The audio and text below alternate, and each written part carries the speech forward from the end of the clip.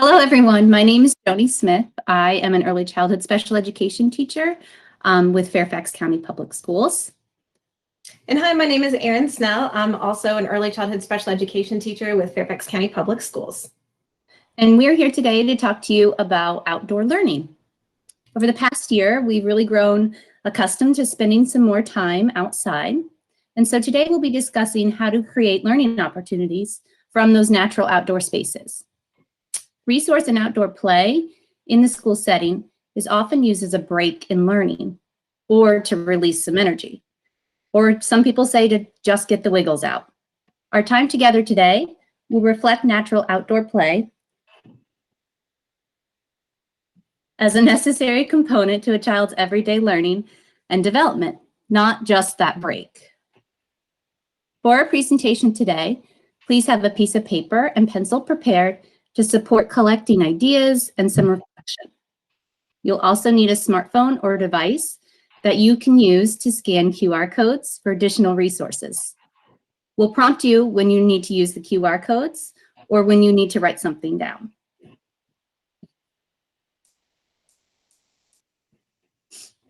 By the end of the session today, you will understand why and how to include meaningful play in natural environments.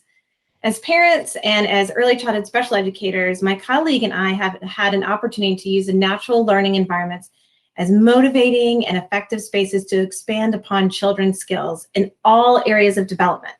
And we hope to share some of those ideas for outdoor play so that you can get started with your students or your children.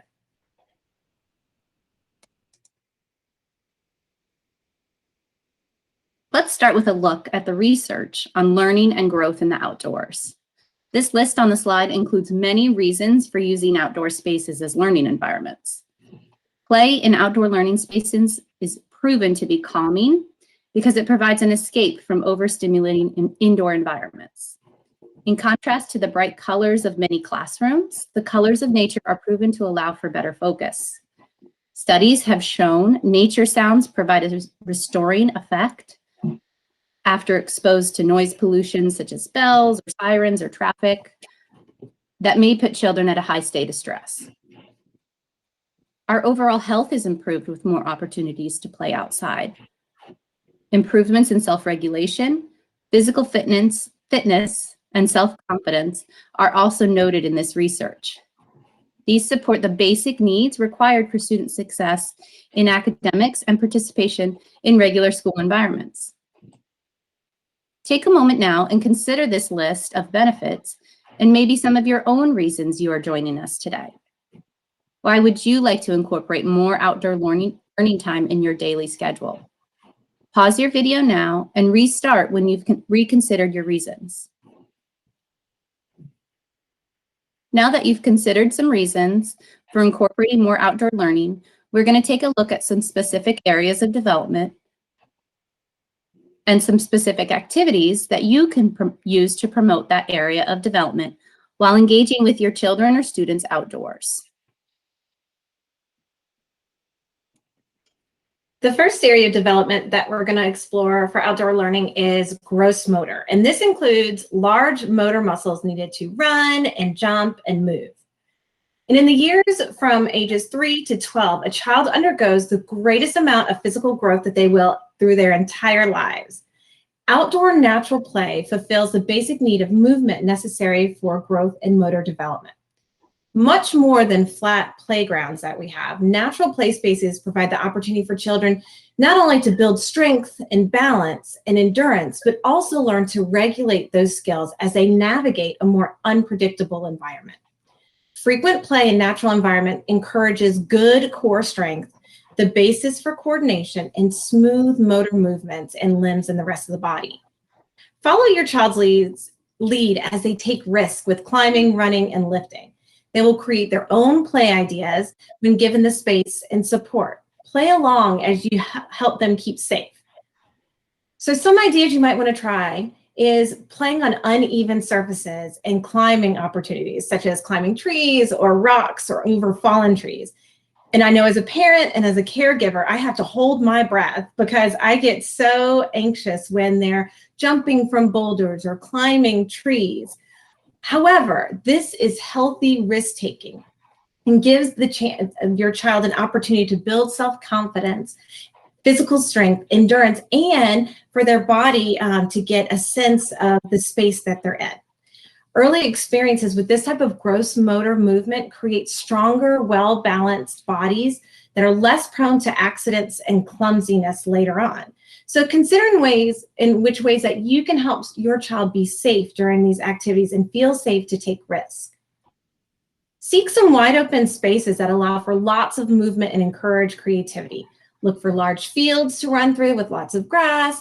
Find a stream to wade in or dig in some sand at the beach. Climb and roll down hills. Mix up those wide spaces and visit different places so you can expand your sensory experiences. Allow for natural materials to become their toys, like the leaves that you find outside, sticks and rocks and pine cones. And then we always want to make sure we're doing heavy work. Heavy work is great for those big muscles. So activities such as moving or turning over rocks and logs, crawling on hands and knees are great heavy work that builds your core muscles in your upper body. And early experiences that include heavy work are great for developing their sense of space and that core again. These are really helpful later on when they're attending schools and they have to sit in a chair at a desk or at circle or on the floor. So you're helping build all those muscles that they need to be the students in the classroom when they go to school. Natural outdoor play can also enhance development and coordination and endurance in the body's smaller muscles, like the muscles in our hands. Interaction with small objects and resistance build fine motor strength. The more practice children get with grasping and manipulating objects, the greater hand strength and coordination they'll develop. Strong fine motor coordination naturally leads to an easier time with things like writing or playing the piano. Fine motor activities that build hand strength and control include digging in dirt and sand, picking up sticks, writing with chalk, picking up any small items like acorns and putting them in a bucket. We also love fine motor outdoor activities because picking up small items to use in play encourages so much imagination. There's so many endless possibilities that a stick can become. It can be a wand, a sword, a microphone, a pencil. Follow their lead with whatever they choose to make of their natural item and add to their ideas as you interact with your child.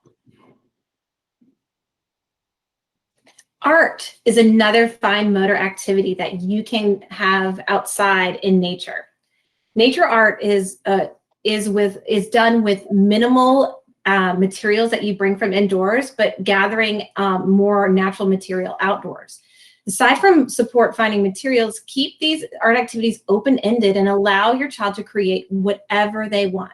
The process of problem solving involved in art is much more valuable than what comes as a finished product.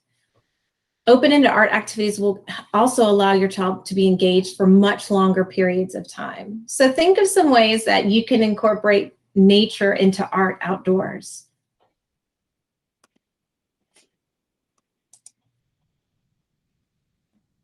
So as we talked about some of the motor development and how outdoor nature play can support it, there's a list of activities, some of the activities that we discussed on the presentation. You're going to take a moment now to pause the video and write down one activity that you might want to try with your child or with your students. And think about how will you support your child as they play and as they take risk outdoors. When you're ready, you can restart the video.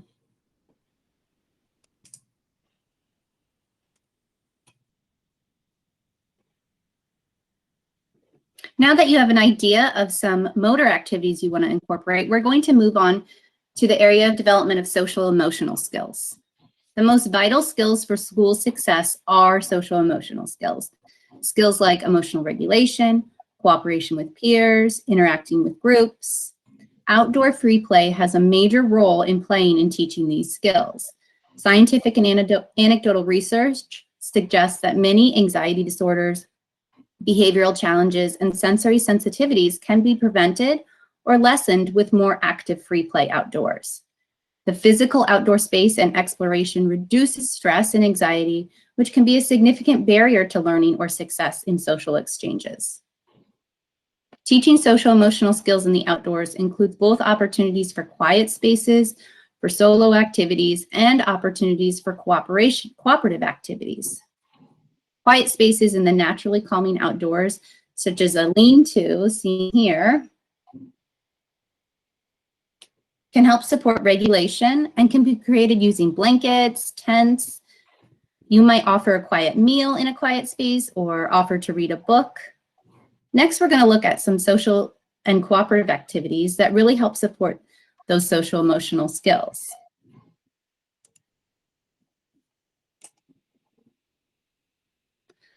Our first favorite activity is mud kitchens. With the high stress and distractions of indoor spaces eliminated, outdoor cooperative activities like mud kitchens can provide a reduced stress opportunity for social success. In play, you'll often see preschool children imitate common adult activities. For example, talking on the phone or feeding the baby. Mud kitchens provide that outdoor opportunity to take on that role playing. They can practice conversational exchange as well as work on cooperative play skills. To set up a mud kitchen, you just need a flat surface and some old unwanted kitchen materials such as Tupperware, old pots and pans, wooden spoons.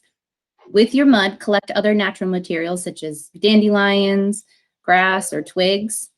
Allow your child to lead the play, and you can join in by modeling some simple actions such as mixing, stirring, pouring, or you could also present opportunities for problem solving. Like, what can we use to make a pie? Or how can we share this with everyone? A bonus note on mud kitchens is that playing in mud and dirt actually helps to build your child's immune system.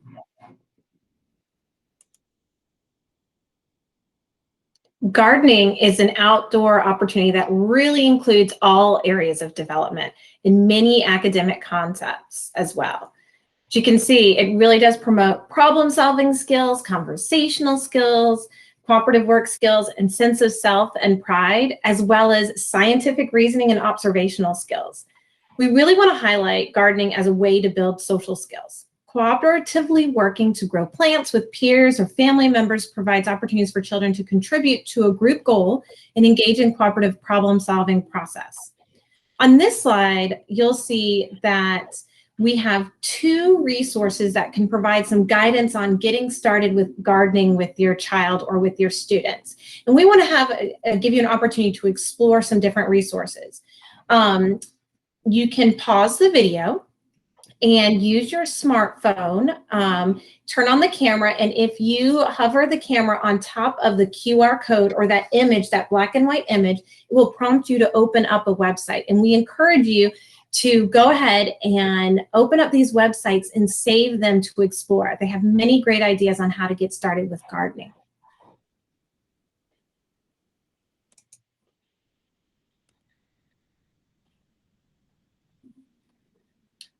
So we've looked at some motor development. We've also looked at social emotional development in the outdoor learning spaces. The next thing we're going to look at is communication.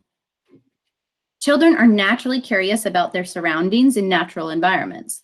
This motivation to explore provides us as caregivers with so many opportunities to develop and use language to accompany their play. Communication can be built into everything, and we're going to share 3 opportunities in which it's easy to build and you can do repeatedly. In each of these opportunities, you'll want to remember these 3 strategies. The first is to narrate your actions and the child's actions. So this might look like, I'm looking up in the trees to see what I can find, or you are digging a big hole.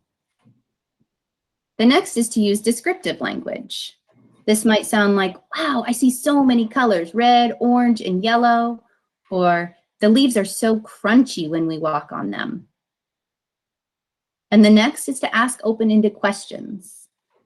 Something like, I wonder what we'll see on our nature walk, or how do you think the animals stay warm?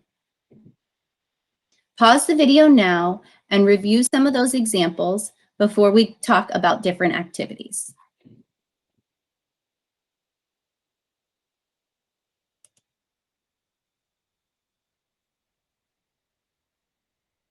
Our first communication opportunity is natural sensory play.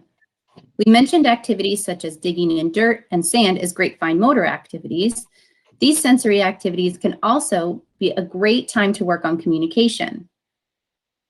We naturally learn through our senses, and you may have noticed that your child has a natural inclination to stomp in puddles or pick up pine cones. Sensory play can happen anywhere outside with any materials you can find, like dirt, sand, grass, mud. Pair any of these materials with cups, spoons, tongs, shovels, empty bottles, funnels, or even hide small manipulatives in a pile of grass. To make this a communication building activity for your child, you'll participate by narrating what you and your child are doing, like you are scooping with a shovel, or I'm going to use the cup and make a castle. You'll also use descriptive language. The mud feels so slimy. The grass is so soft. I'm going to make it flat and smooth. And lastly, try asking some open-ended questions about their sensory play, like how did you make that? Or how do you think that feels?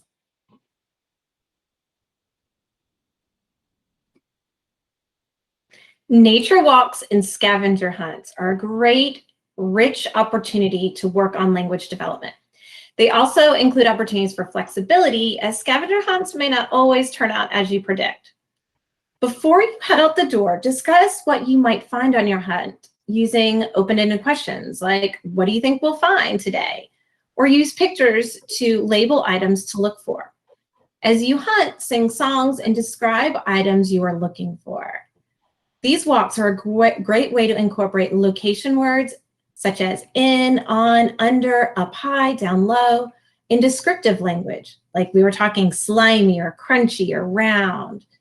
You can match pictures to items you find when you find them, or use a writing utensil or stickers to mark items that you found on your paper. When all your items have been found, review items using a sorting, or you can ask open-ended questions about your experience. Nature walks and scavenger hunts can be done in so many ways, and that you can use this activity frequently and vary your objectives. One day you might be going on a walk looking for letters in your child's name, and the next day you might be finding different materials in nature to make a nature collage. Other ideas include looking for shapes in nature, different kinds of texture, using your senses, or seasonal items, especially right now in spring. Everything is changing all the time and everything is so colorful. If you Google preschool scavenger hunts, you're gonna come up with so many new ideas. So if you're looking for something, don't be afraid to Google preschool scavenger hunt and get some new ideas. And you can see on the slide, there's lots of different ways to make sure you're narrating your child's actions, using descriptive language, and continuing to ask open-ended questions during this activity. We want to highlight, and we know that there are rainy days that are not perfect, but we want you to use those rainy days as a whole new world to explore.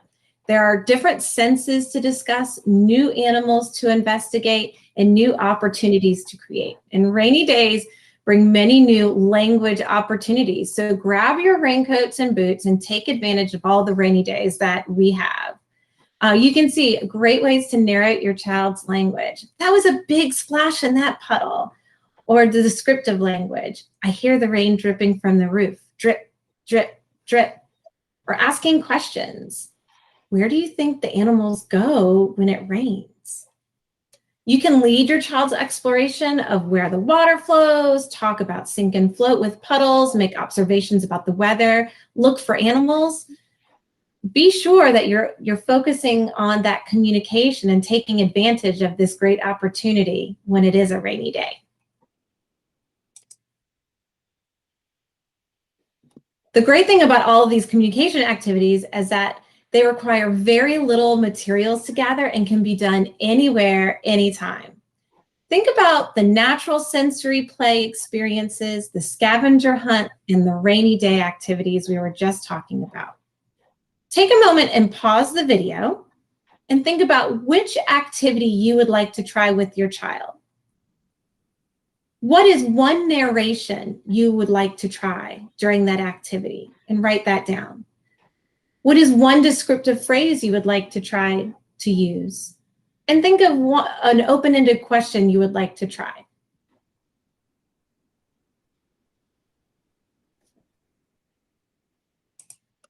When you're ready, you can restart the video.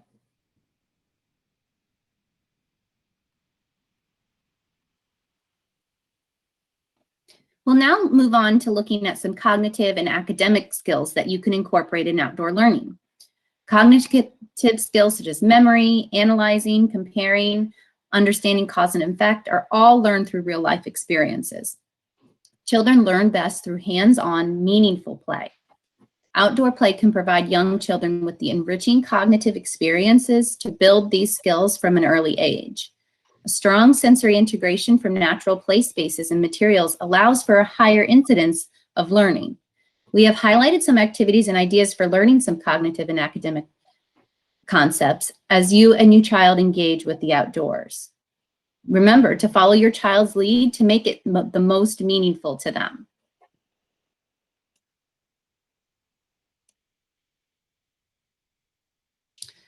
First, we'll look at math and number sense in nature. These are easily incorporated into everyday outdoor learning because the natural world is full of naturally occurring patterns and shapes. From the complex patterns on a seashell to a collection of rocks, you can make math happen anywhere. When on a walk, try to identify some naturally occurring patterns by looking closely at tree bark or leaves, or simply explore the shapes of rocks. I love to find rocks of various shapes and sizes and then trace them and have my students match them. A collection of natural materials such as sticks and flowers can provide exciting opportunities for practice with counting and sorting.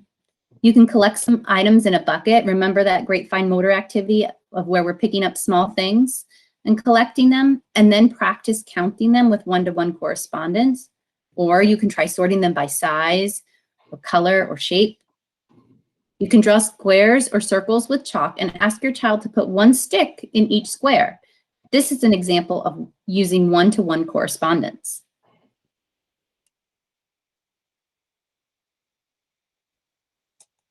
This QR code will take you to a great video on how to use nature to teach math skills. Use your device and scan the QR code to watch the video and consider one math activity you would like to try. Be sure to save this site for future reference, as there are so many great ideas, not only on math, but in other areas of development and using nature to teach skills.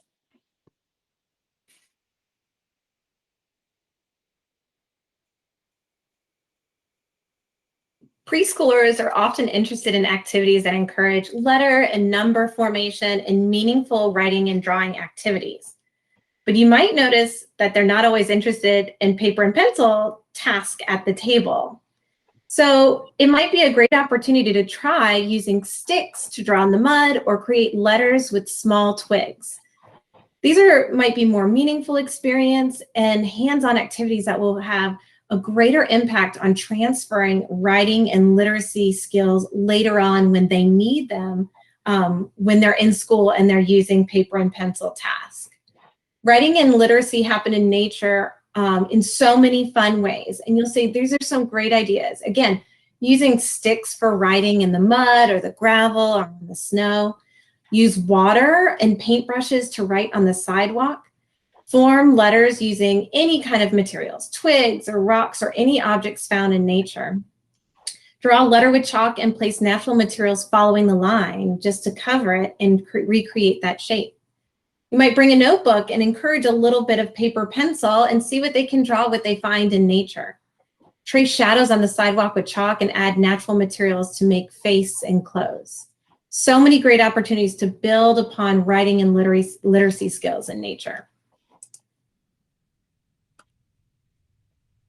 And finally, for cognition and academic concepts, we have having fun on a hill. And the hills provide us with so many opportunities to learn the basics of physics. Some of the most meaningful and fun activities can be found on a hill. And we know when children see a hill, their automatic inclination is to run up it and then roll down it. So we're going to take advantage of that and learn some physics. Some of the activities you could try are just rolling items down a hill. You can make predictions and compare results of what actually happened. Go back to those open-ended questions and ask which one's going to go faster, or how do you think this one's going to roll? Collect items of different shapes. You can match items to 2D pictures of shapes and ask which shape will roll down the hill fastest. You can then sort these items of which ones rolled and which ones did not roll. A fun activity might be to add ramps to a hill just by using wood planks, or if you've got car tracks at home, add those to the hill. How does it change the way the item moves? You can also try building sleds for items that don't roll. What can be used to make a sled? When you use these ideas for physics fun on a hill, you're giving your child opportunities for analyzing, comparing, evaluating all these higher order cognitive skills that are really meaningful to them and building their cognition.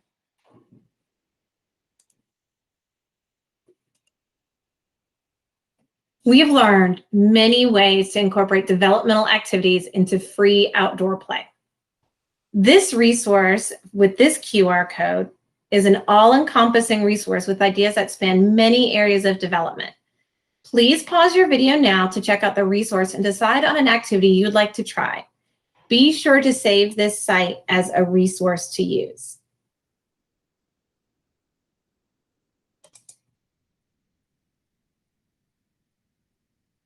If you have more of an interest in implementing more outdoor natural play, please see these two additional resources. The first is an article from the National Wildlife Foundation, and the second is a book called Balanced and Barefoot by Angela J. Hanscom.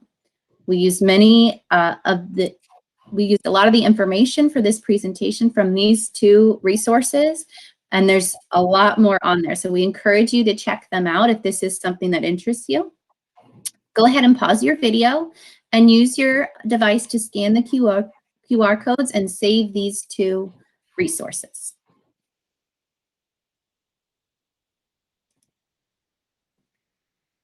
We want to thank you for joining us in exploring outdoor learning play today.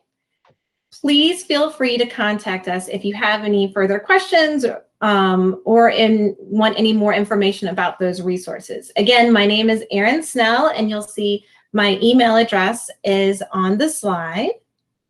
And my name is Jody Smith, and my email address is up there as well. And we hope you've enjoyed this presentation. Good luck and get outside and have some fun. Thank you.